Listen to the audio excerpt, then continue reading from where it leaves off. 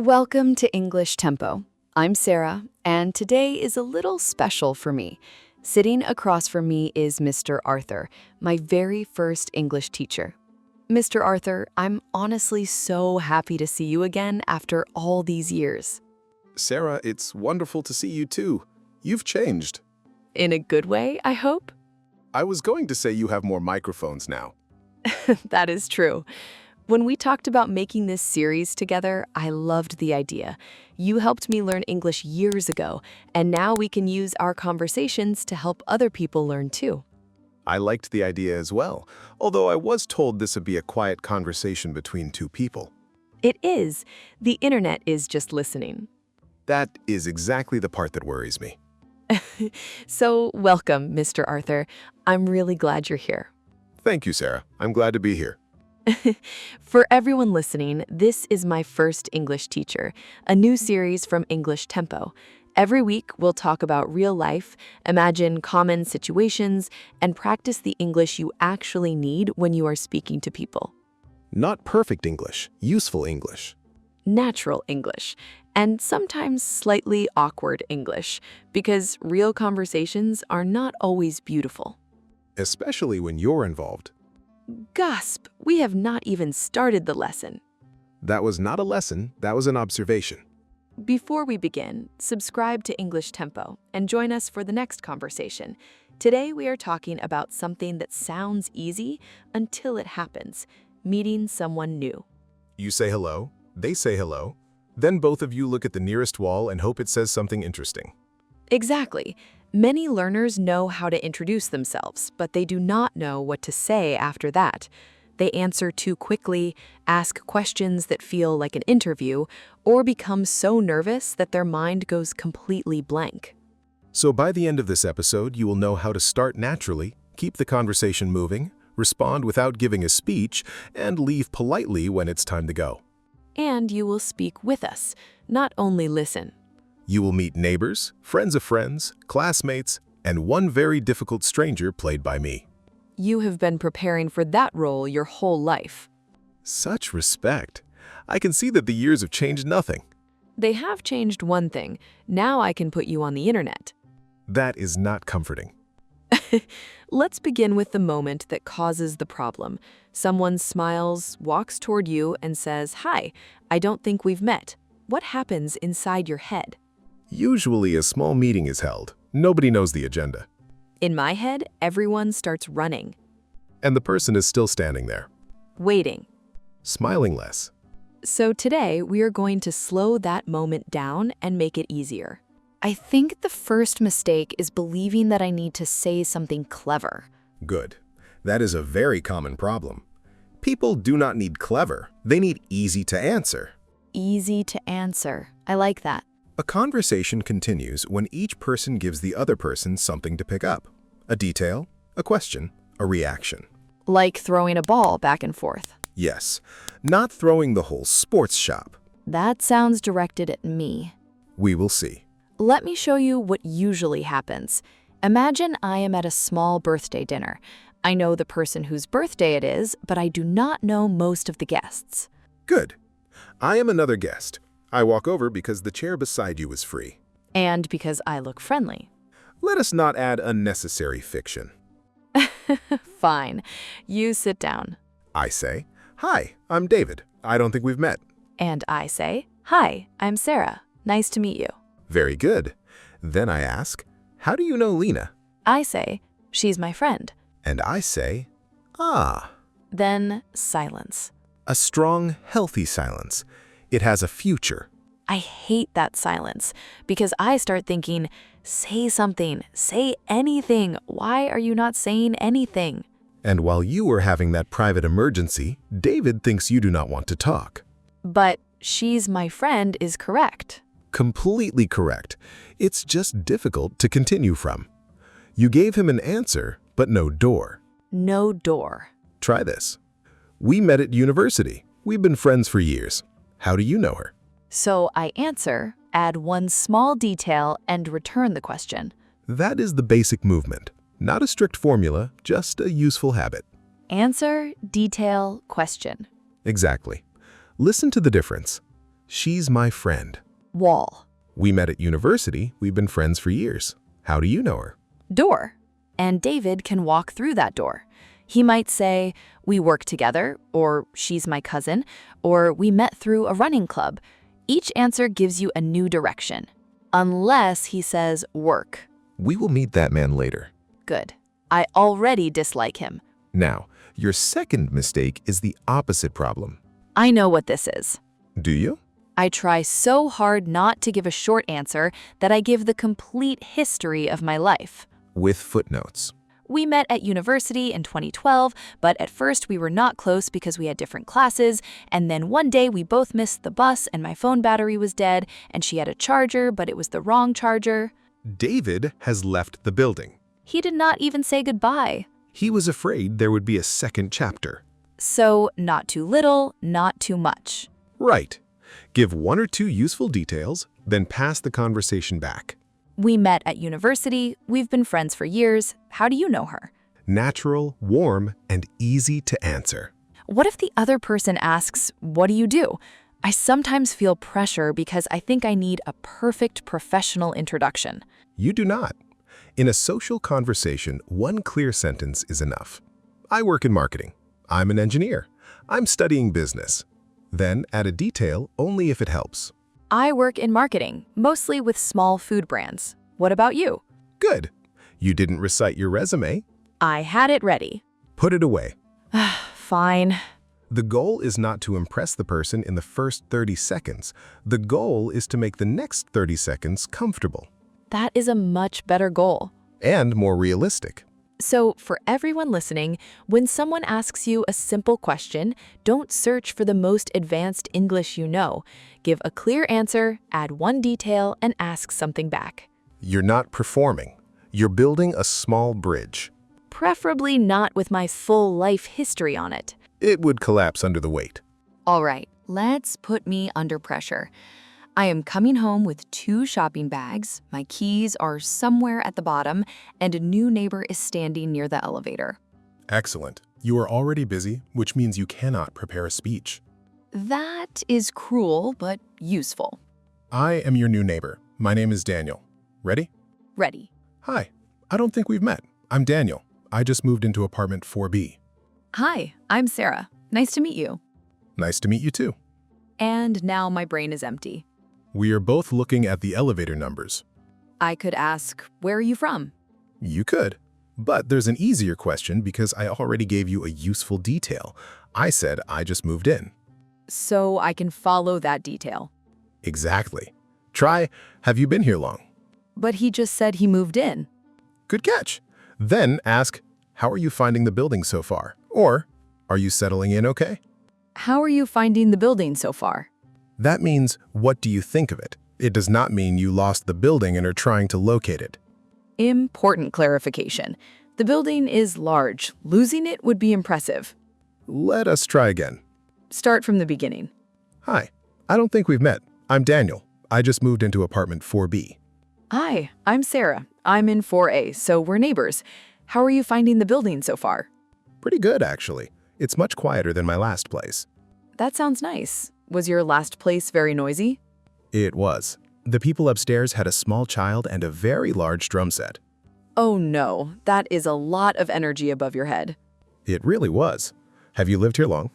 About 3 years. I like the area, especially the cafe on the corner. Have you tried it yet? Not yet. Is it good? Yes, and the owner remembers everyone's order.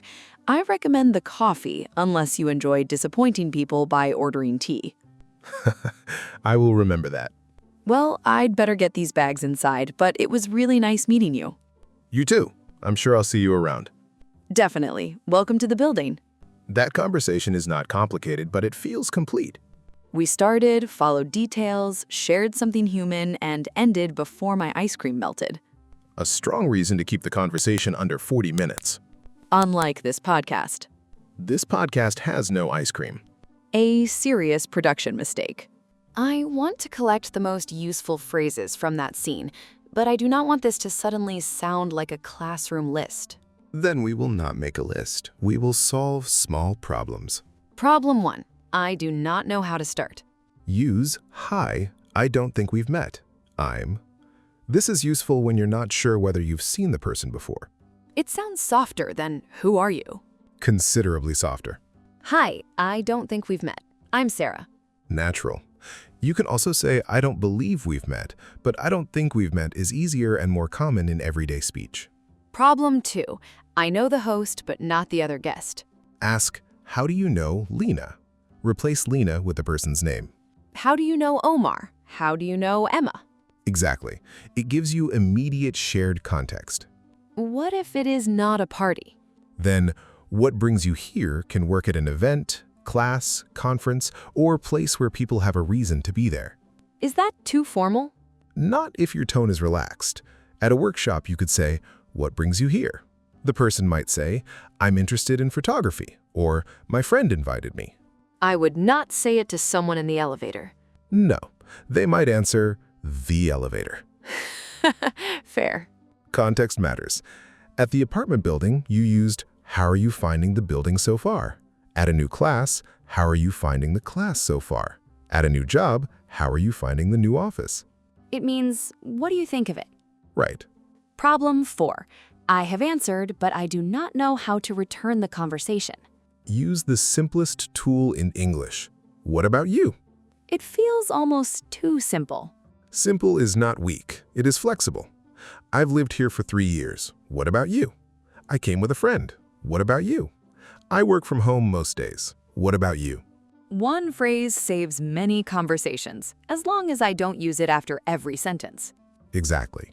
Which brings us to problem 5. You need to leave. Yes, you can say, I'd better let you get back to it when the person was doing something before you spoke, or I should go say hello to the others at a social event.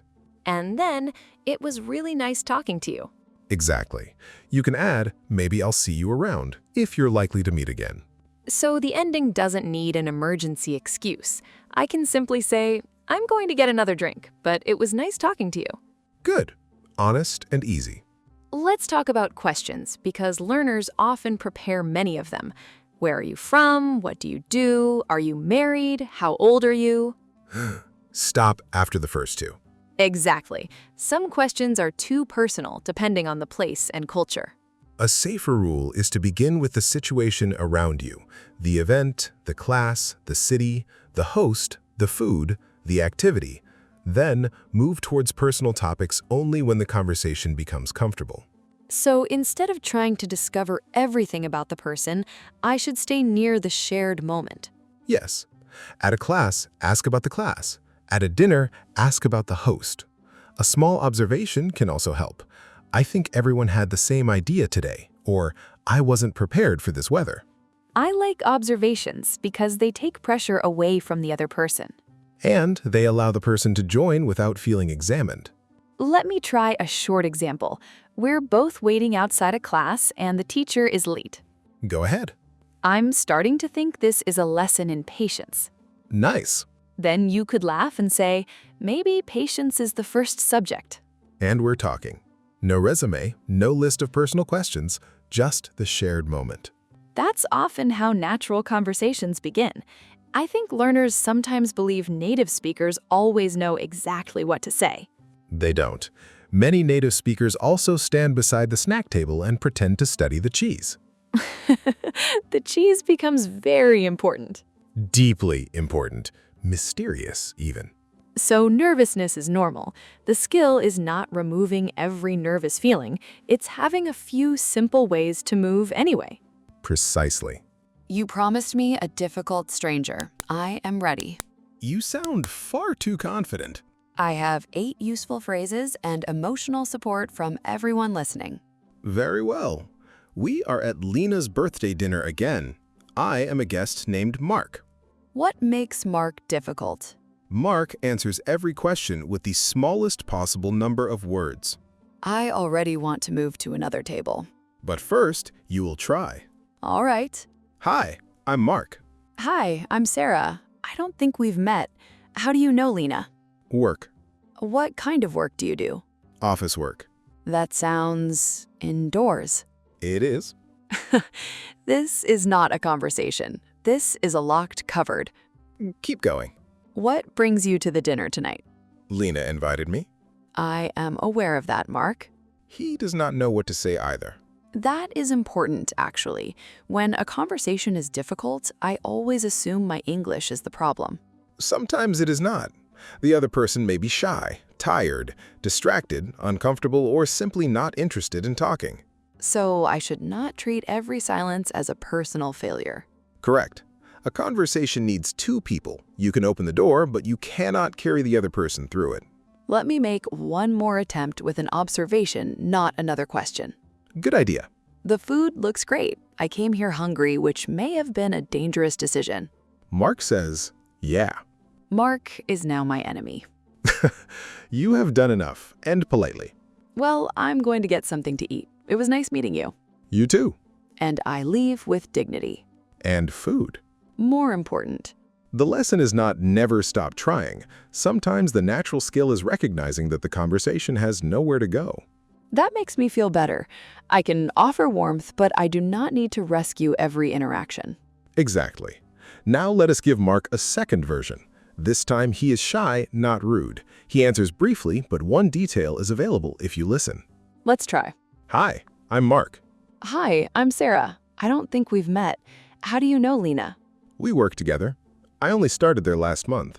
That sounds like a big change. How are you finding it so far? Good. A little overwhelming. I understand that. New places can be exhausting at first. What kind of work do you do? I work in design, mostly packaging. That sounds interesting. Do you work on food products or other things? Mostly food. I designed the box for those cookies on the table. Really? Then I need to inspect your work very carefully. Please focus on the box, not the cookies. I cannot promise that. See the difference? Mark still began quietly, but he offered one real detail. He started last month. I followed the detail instead of jumping to a new prepared question. Then he gave you another detail, packaging. Then another, the cookie box. And suddenly we have a real conversation. Listening creates better questions than memorizing. Let's reverse it. I will be the shy person and you meet me. Fine. Where are we? A weekend photography class. I came alone and I'm worried everyone else already knows each other. Good. Begin with a line from you because you're the learner in this scene. I'm standing near the door, pretending to check my camera settings. Hi. Is this your first class here too? Yes. I'm glad. Everyone else looks very professional. I have already turned my camera on backwards once. I did that in the car before I came inside. Then we are clearly the advanced group. I'm Arthur, by the way. I'm Sarah. Nice to meet you. What made you sign up for the class? I take a lot of photos, but they never look the way I imagined. I want to understand light better. What about you? I bought an expensive camera and discovered that money does not automatically create talent. That is disappointing. Deeply. This feels easier because you started with the situation around us and made a small, honest joke. Yes, I did not walk over and say, "Tell me 5 facts about yourself." Thank goodness. Notice something else. When you answered, you didn't need advanced vocabulary. I take a lot of photos, but they never look the way I imagined. Clear, personal, useful. And I asked, what about you? The humble hero of social English. It needs a cape. A very small cape. One last problem. I sometimes forget the person's name immediately. Use it once naturally. Nice to meet you, Michael. If you still forget, be honest. I'm sorry, could you remind me of your name? Less embarrassing than avoiding Michael for 6 months. Much less. I want to talk about listening because these questions are easy on paper and much harder when people say them quickly. Good. In natural speech, small words often become lighter. People do not pronounce every word like a separate box. The question, what do you do, is a perfect example. Slowly, it is, what do you do? Naturally, it may sound closer to, what do you do? The words almost melt together. Yes. You do not need to copy the fastest version, but you should learn to recognize it. Say it 3 ways. What do you do? What do you do? What do you do? The last one can sound like one long word. Now listen to, how do you know Lena? In quick speech, do you may sound like Jew. How'd you know Lena? Say it slowly, then naturally. How do you know Lena? How'd you know Lena? For learners listening now, do not panic if you cannot hear every small word. Listen for the strong words. How, know, Lena. Exactly. Strong words carry the meaning. Small grammar words may become quiet. Let's test them. Say one question naturally, and I will repeat what I hear. What do you do? What do you do? How'd you know Omar? How do you know Omar? What brings you here? That brings you here. That one stayed clearer. Because each main word matters, but the rhythm is still natural. What brings you here? Not what brings you here, with every word attacked. Please do not attack the question. Friendly face, relaxed voice. Yes, your tone can make a simple sentence sound warm or cold. Compare these. What do you do? That sounds like an official form. Now, what do you do? More curious, less police station. Good. Keep your voice interested, but do not make every question rise dramatically at the end. Like, where are you from? That sounds as if you were shocked that the person came from somewhere. You came from a place? A calm, gentle question is enough. There's also the phrase, what about you? In quick speech, it can sound like, what about you? Right. Again, recognition matters more than forcing yourself to copy it. Let's give the listener a quick choice. Which sounds warmer after someone says, I work from home? Choice 1, okay, what do you do? Choice 2, oh nice, what kind of work do you do? Choice 2 feels warmer because it includes a reaction and a more specific question. Another one, someone says, I moved here last month. Choice 1, why? Choice 2, that's a big change. How are you finding it? Choice 2. Why is not always rude, but alone it can sound sharp. So the words matter, but the small reaction before the question also changes the feeling. Yes, natural communication is often about tone and timing, not difficult grammar. I wish you had told me that years ago. I did. I was busy looking for the silent letters. Of course you were. Now it is your turn. You are going to take my place and answer aloud. Do not wait for a perfect sentence. Give a clear answer, one useful detail, and a question when it feels natural. After each prompt, we will leave space for you to speak. Then you will hear 1 or 2 possible answers.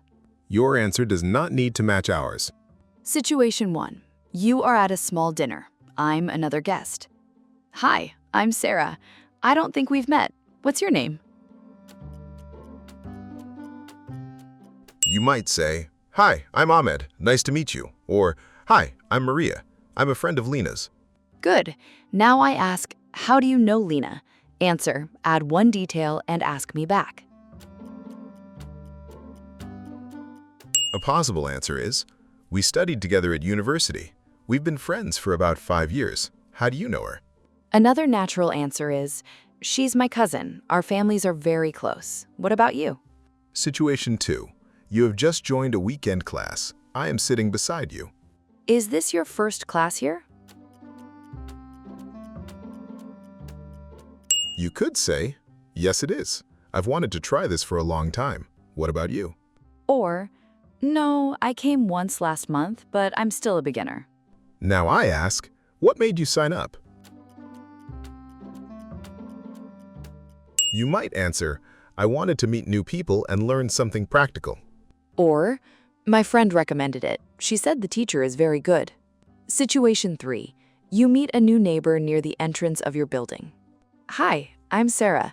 I just moved into apartment 6C. You could say, "Welcome to the building. I'm in 6A. How are you finding it so far?" Or, nice to meet you. I'm your neighbor across the hall. Are you settling in okay? Now I say, "It seems quiet here." React and continue. A possible answer is, "It usually is, which is one reason I like it. Have you lived in this area before?" Or, yes, except on Saturday mornings when someone upstairs decides to move all the furniture. That answer has personality. And possibly a real problem. Situation 4. You are at a work event or conference. A person comes over and says this. Hi, I'm Daniel. What brings you here? You could say, I work with small businesses and I wanted to learn more about online sales. What about you? Or, a colleague invited me. I'm mainly here to meet people in the industry. Now Daniel says, I work in product design. React and ask one natural follow-up question. You might say, that sounds interesting. What kind of products do you design? Or, oh, nice. Do you work with one company or different clients? Situation 5. The conversation has been pleasant, but you need to leave. I have been talking to you beside the snack table for a few minutes. End the conversation politely. You could say, I'm going to get another drink, but it was really nice talking to you. Or, I should go say hello to the others, but I'm glad we met. Maybe I'll see you later. Situation 6. The person is giving very short answers and the conversation is not moving. I say yeah for the 3rd time. Give the conversation one final chance, then leave politely if nothing changes. You might try an observation. The food looks great. I think everyone came hungry. If the person only says yeah, you can add, well, I'm going to get something to eat. It was nice meeting you. You did not fail. You recognized the moment and handled it calmly. Now we will do a faster role play. No explanations until the end. You are at a friend's house. I open the conversation. Hi, I'm Sarah. I don't think we've met. What's your name? How do you know the host? Oh, that sounds interesting. Have you known each other long? What do you do? That sounds like a busy job. What do you enjoy most about it? I'm going to get another drink, but it was really nice talking to you. Good. Your final line could be, you too. Maybe I'll see you later. Now switch roles. You start the conversation. Imagine you're beside someone new before a class begins. Begin with, hi, I don't think we've met. I'm, then make one observation or ask one question about the class. A model answer is, hi, I don't think we've met. I'm Sam. Is this your first class here too? Another is, hi, I'm Noor. I'm glad I'm not the only person who arrived early. Have you taken a class here before? Very natural. Specific reaction, please. Clear, friendly, and easy for the other person to answer. Better. You have trained me well. After all these years, finally. A proud moment. I feel different now because I was treating meeting someone new like a test. Many learners do. They think the other person is checking their grammar, vocabulary, pronunciation, and speed. But most people are mainly asking themselves, does this feel comfortable? Is this person interested? Can I answer easily? Exactly. Warmth helps more than complexity. I also like the idea of listening for a detail instead of searching my memory for the next prepared question. That changes the conversation from an interview into a response.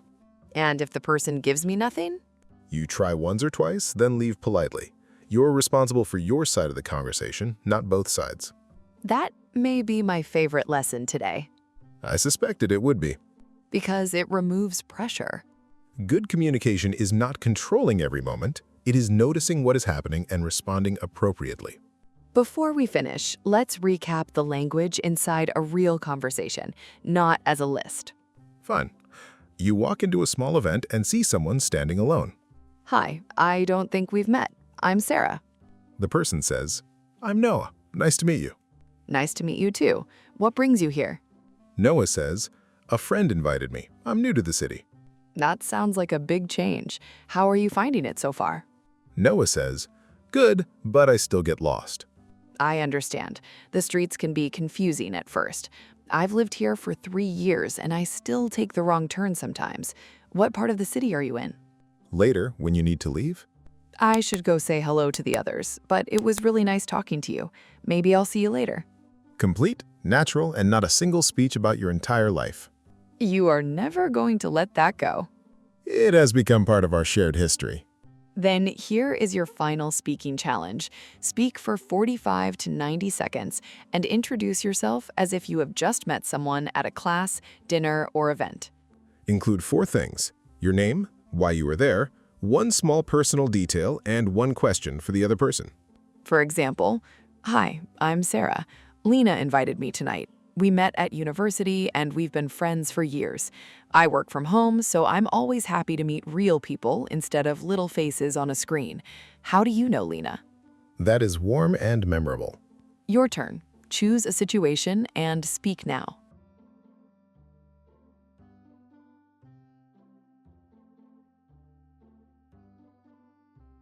When you finish, do it once more, but make it shorter. Try to sound relaxed, not perfect. If you want to practice in the comments, answer this question. Where did you last meet someone new, and what could you ask them next time? Keep it simple. 1 or 2 sentences are enough. Thank you for spending this first conversation with us. Mr. Arthur, I really am happy we are doing this together after all these years. So am I. Although I would like the official record to show that I did not approve the phrase "extremely well preserved." The official record has already been published. I feared as much. In the next episode, we're talking about daily routines and how to describe your day naturally without sounding like a timetable. Sarah has promised to bring her perfect morning routine. It is a very good routine. What time does it begin? That is not important. It begins at noon, It begins when I'm emotionally ready. which, apparently, is noon. Subscribe to English Tempo so you don't miss it. Until next time, keep listening, keep speaking, and remember, when you meet someone new, you don't need the perfect sentence. You only need to open one small door. And please do not carry your entire life history through it. Goodbye, Mr. Arthur. Goodbye, Sarah. And goodbye, everyone.